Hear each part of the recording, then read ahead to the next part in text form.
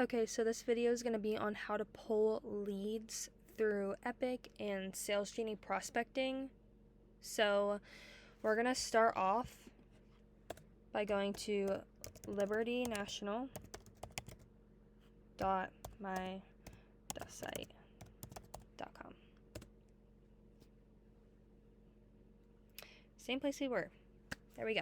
Okay, so if it's your first time logging into Epic, you're going to want to put in your email.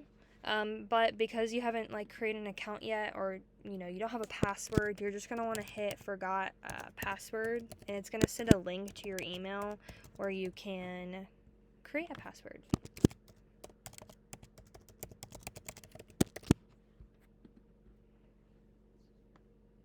Oh, I thought I hit something wrong.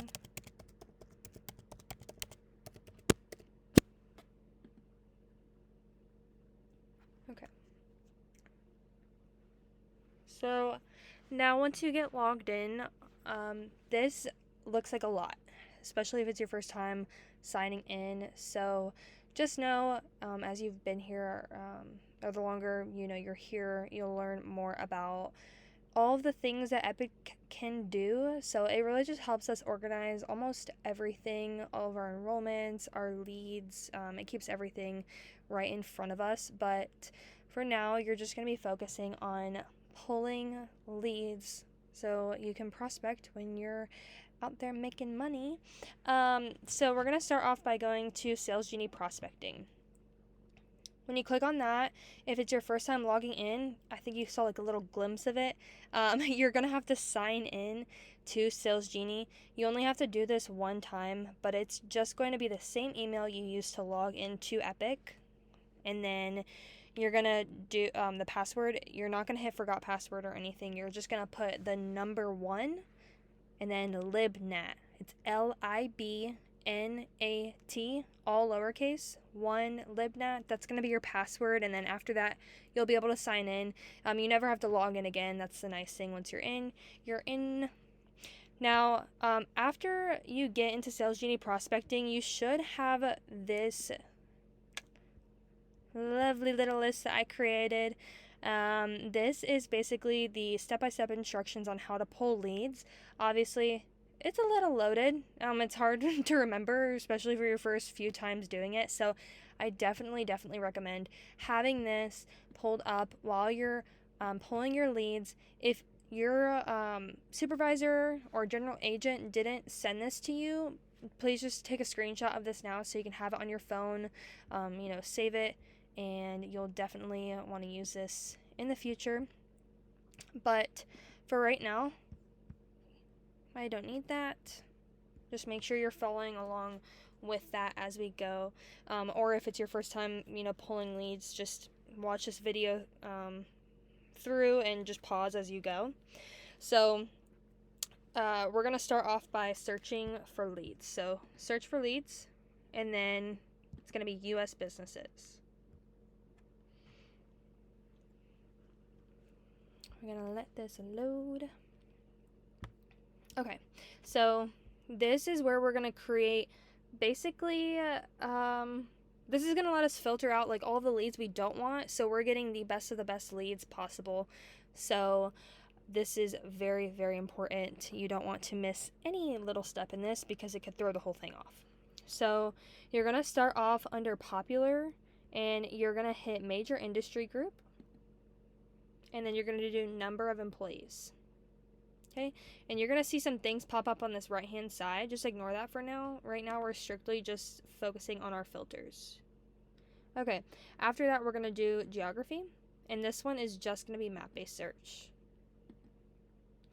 Business type, this one is going to already have major industry group checked, but you're also going to check home-based businesses. And I'm sure you're thinking, wait, we don't partner with home-based businesses. Why are we checking that? Just don't worry. Trust the process. Okay. And then we're going to go to business size, and this one should just be number of employees. After that, we have business details. Yep. This one is just going to be location type. And then we have executives. This one's just going to be executive title. And the last one on this side is just going to be under contact info. This one you select phone numbers and mailing address. Okay, now that that side is done, we're going to scroll up to the top and we're going to click 1 through 49. Boom, boom, boom. Okay, then we're just going to stop there. After that, number of employees. You can do custom if you want to. Normally, I just use this side. I don't know. That's just how I was trained. We're not going to click 1 through 4 because obviously if they only have 1 to 4 employees, we cannot partner with them. They do not qualify. They need to have at least 5 to 9. So we're going to do 5 to 9, 10 to 19, 20 to 49. If you're new, please just stop here. We're going to keep it at that. Anything larger than this can sometimes get a little hard. Those are definitely the longer games when you're trying to partner with a new company because you're dealing with your CFO, your CEO, HR, all of those things. So for your first couple weeks, definitely just start off with this many employees for the businesses. But once you've been here, a little bit longer, after a couple months, definitely start pulling your, larger corporations. Okay, I'm going to skip map-based search for right now, and we're going to finish the last little bit before we go into that. Home-based businesses, this is why we pull home-based businesses on this left-hand side. It's so we can exclude them. Okay, and then location type, we just do headquarter and single location. Executive title is going to be CEO. And then we're going to do president, partner, and last one is owner. Most important one. Okay, only companies with a phone number, we're going to check that, and include only records with a highly deliverable address. All right, now that we've got all of that done, I would go ahead and just double check through these, make sure you got everything correct. Once we, pull the area we want to pull leads for and we hit run search, we can't go back and undo or change anything that we just did. So unless you want to find out you pulled them wrong, I would go ahead and double check and make sure everything's correct. But we're going to go into map-based search, and this is where we're going to go ahead and pull our leads. So make sure you know where you're going to be at the following week. If you're new, please make sure you ask your supervisor or your general agent, hey, where am I, where do I need to pull for next week? What enrollments am I going to be involved in? What appointments am I going to be involved in? This is really important. If you don't know, please ask. And then that way they can guide you in the right direction and let you know where you need to build a route for. So let's say your supervisor says, yeah, we are going to have you with us at an enrollment in Jack's Beach area on Monday. I'll probably pull an area about that big. And then you just hit submit. Okay, after that, it's going to say updating. You don't have to wait for it to load. Just hit or run search. And sometimes this takes a minute to load.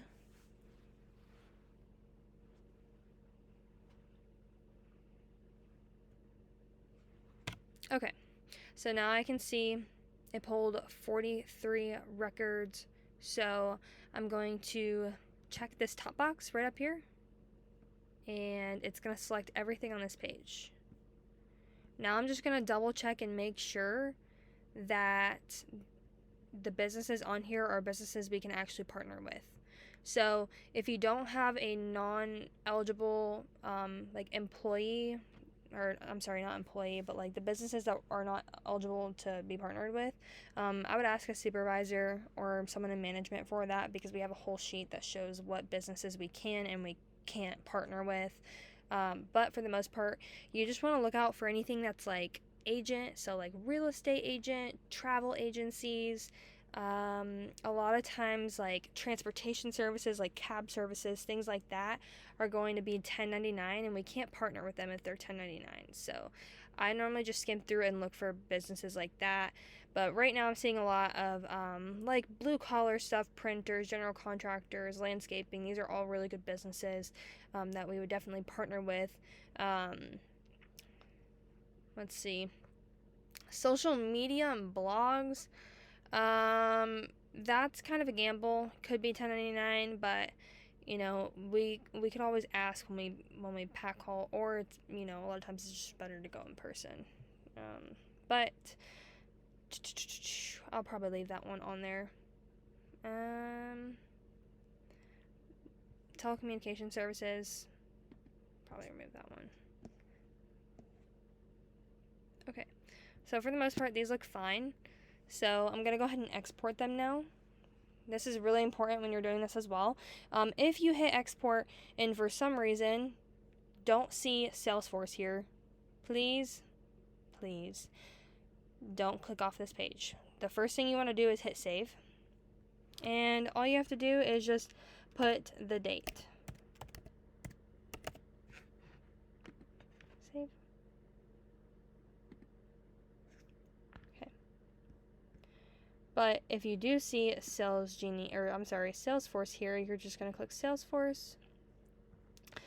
The name is also going to be the date. And then this is very important. Please make sure you uncheck this box. If you don't uncheck that box, it is going to eat all of your credits. So we don't pay for any of our leads here. They're given to us for free. We're, I believe, given 500 credits per week, which is more than enough. But if you include email addresses when you're exporting these leads onto your system, it will eat all of your credits and you will have none left to plan for the following week. So uncheck that box, please, and then you're going to hit go. Alright, see, I have plenty of credits. Okay, now if you did not see Salesforce here, what you're going to do is you're going to open up another tab and you're just going to go to libertynational.my.site again. And then when you log on to Salesgenie Prospecting, I'll show you real quick. You basically just have to log in again, and then they'll show up right here, right where I saved them. All I have to do is click that again. Of course, wait for it to load. Okay, now that I've clicked that again, Salesforce should definitely be there that time. So you'll just click Salesforce, uncheck email addresses, and then hit export. Okay, now I'm going to go to that area where we pulled leads.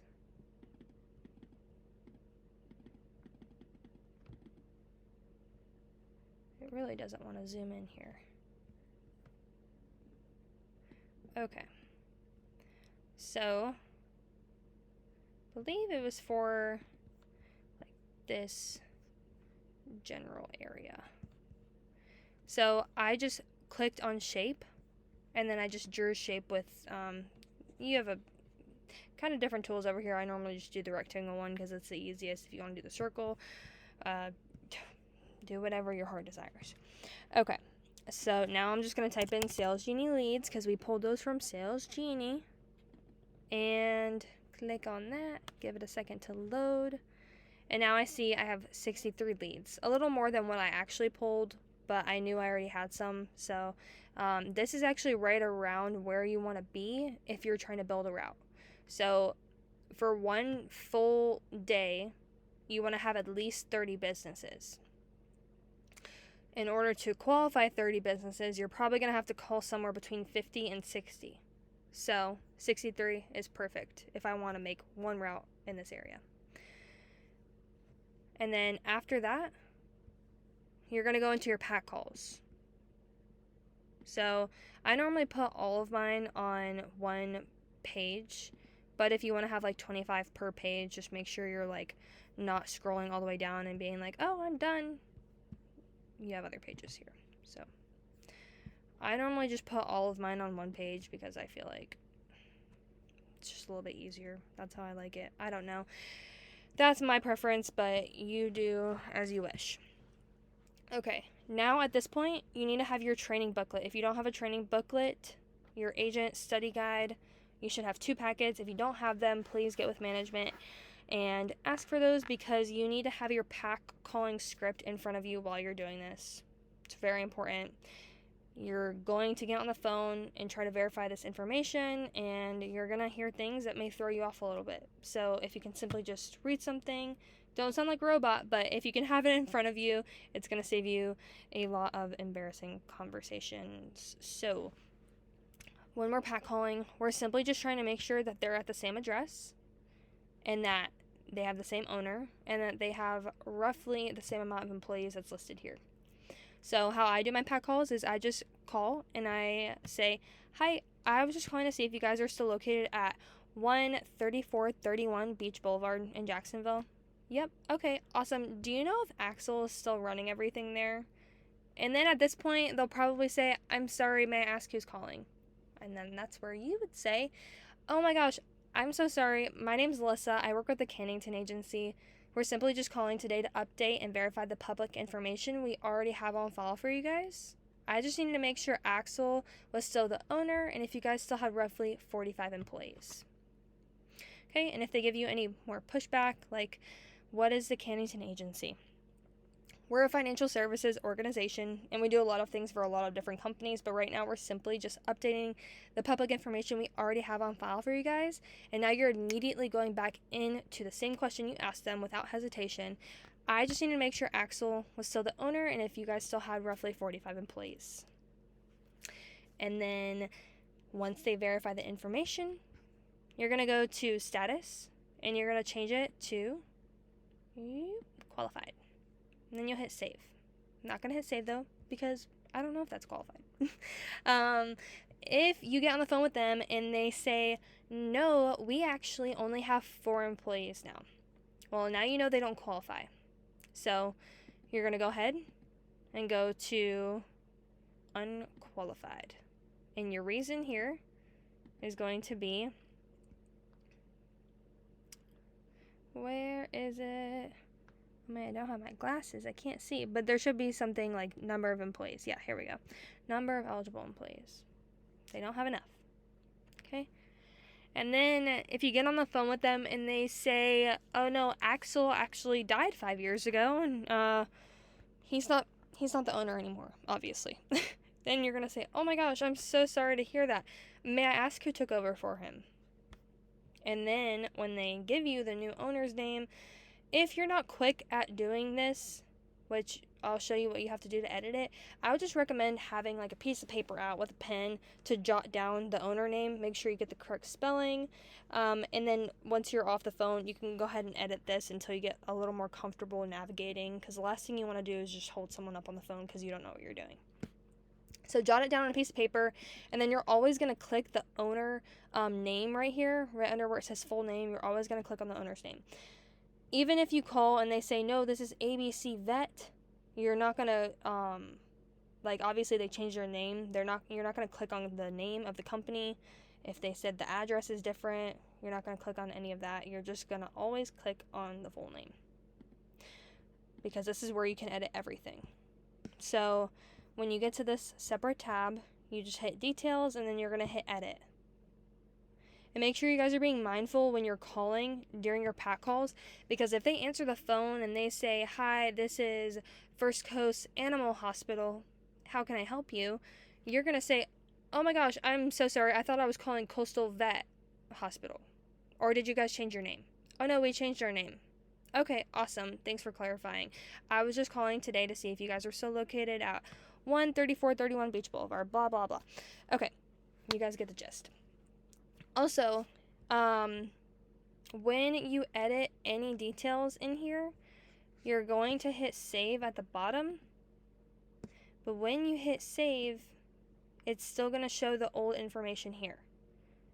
So it's not going to update it on this screen, but just know if you hit saved on the last tab, it will save the information. It will save once you refresh the page, but that's the last thing you want to do, because then you're going to have to pull up like where you pulled leads from again. And if you're like halfway through this list, you don't want to have to, go back through and figure out where you left off. So just know it's saved as long as you click that button.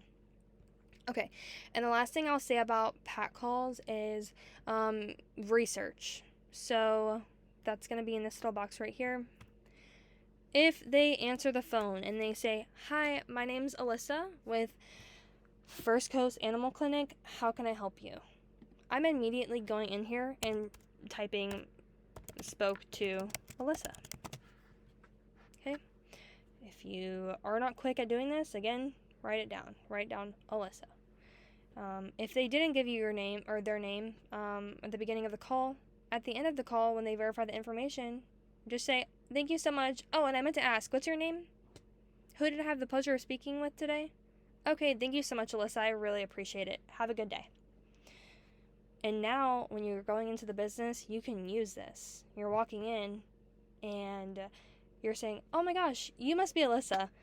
Could you go ahead and let Axel know that Alyssa's here to see him?" And yeah, the research is going to be your best friend, especially if you haven't done anything like this before. You're going to want to have like a talking point when you go in. But if they, for some reason, didn't give you their name, then you can easily just go on the Coastal Vet Hospital website. And normally there's like an About Us page where it talks about, you know, their backstory or when they started, or just put something in there that you can go in and talk about, just so you're not walking in and have no rapport. Rapport is very, very important. All right, I think that basically sums up doing PAC calls. So after you go through this whole list, you should definitely have at least 30 of these verified where you can build a route. So let's say I went and I called all of these and half of them are verified now. I'm going to type in qualified leads.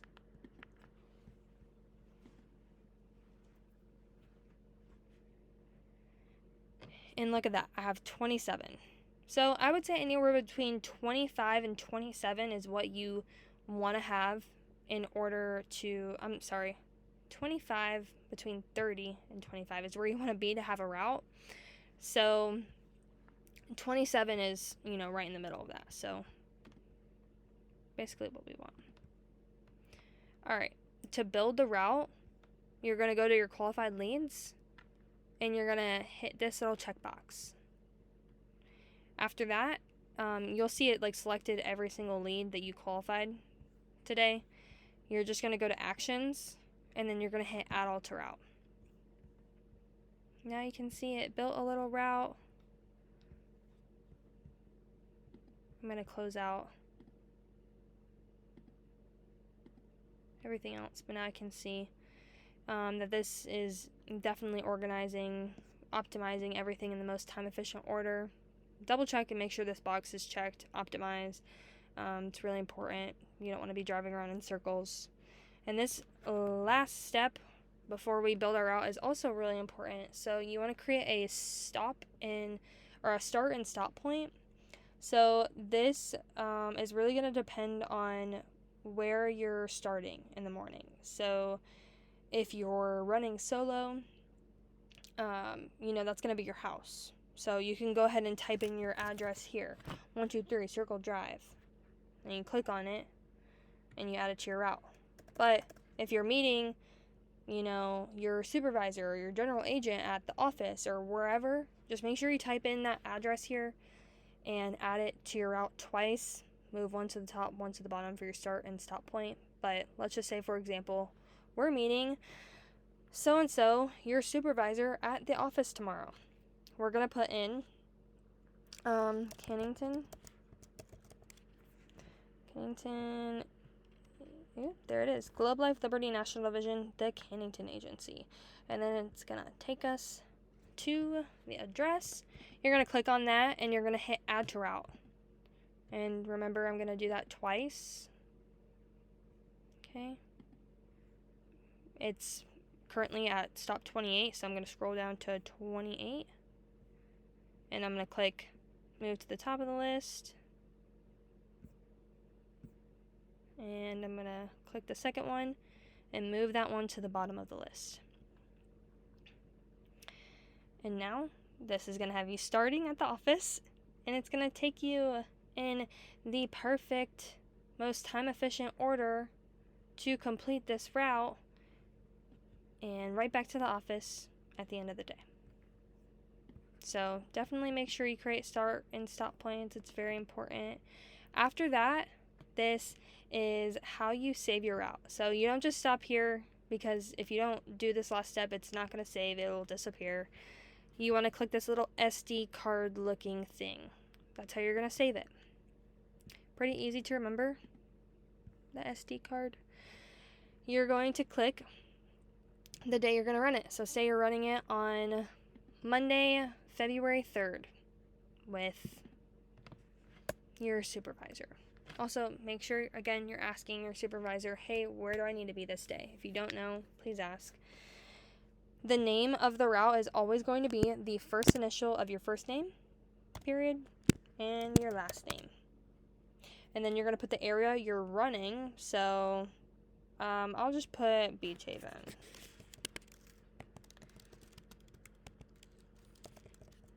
Okay, that's the first thing I saw. I don't really know what you call this area, but Beach Haven is what we're going with.